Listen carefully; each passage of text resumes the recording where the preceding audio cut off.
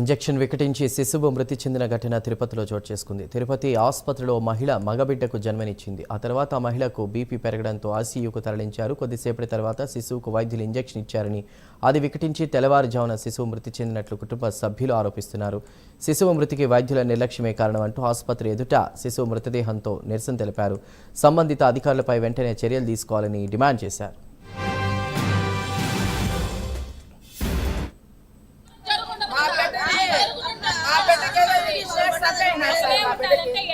ఇప్పుడు మాకు న్యాయం కావాలి సార్. మాకు ఇప్పుడు మా బిడ్డ పోయింది, ఎంతో మంది ఇన్ఫెక్షన్ అయిందో చూడండి.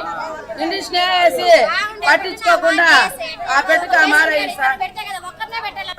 వచ్చి పేషెంట్లు ఏం మా బిడ్డకి ఏం సంగతి అంటే ముందు నీకు మా అంటే ఆపరేషన్ చేసిన ఉంటారు, బిడ్డని ఎత్తుకోలేదు. ఆమెను చూస్తుందా, బిడ్డను చూస్తుందా, లగేజ్ని చూస్తుందా, ఒక్కరిని కూడా పోనీరు. 2 పాసులు ఇస్తానంటారు. 2 పాసులు దేనికి ఇస్తున్నారు మీరు? ఒకరి తర్వాత ఒకరు పావచ్చనే కదా ఇస్తున్నారు. ఆ ఒకరు ఫస్ట్ పోయి వచ్చిన వాళ్ళు వచ్చేసే బయట, మళ్ళీ రెండో వాళ్ళు పోండి, అంతవరకు పోవద్దండి. సెక్యూరిటీ ఆ మాట అంటున్నారు. సెక్యూరిటీ ఆశంకంగా మాట్లాడతారు సార్. ఇంజక్షన్ వేసినప్పటి నుంచే నా మనవడు మరి డౌన్ అయిపోయినాడు సార్. వాళ్ళు పట్టించుకోలేదు సరిగ్గా. అప్పటి నుంచి పాలు సరిగ్గా తాగట్లేదు.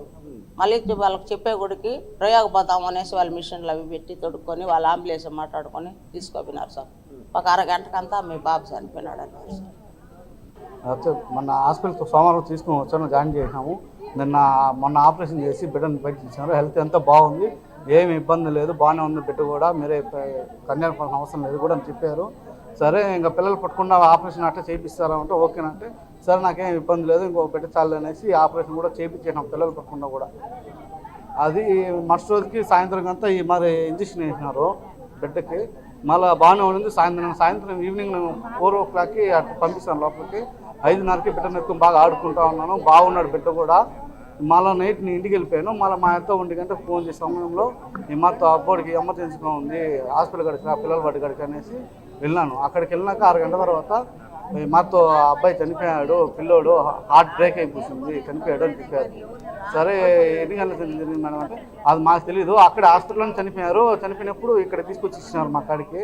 మేమేం చేసి అక్కడ పోయి వాళ్ళని అడగండి, వాళ్ళు ఏమి ఇంజక్షన్ ఇచ్చినారో మనకు తెలియదు కదా అనేసి వాళ్ళు చెప్పినారు. వాళ్ళు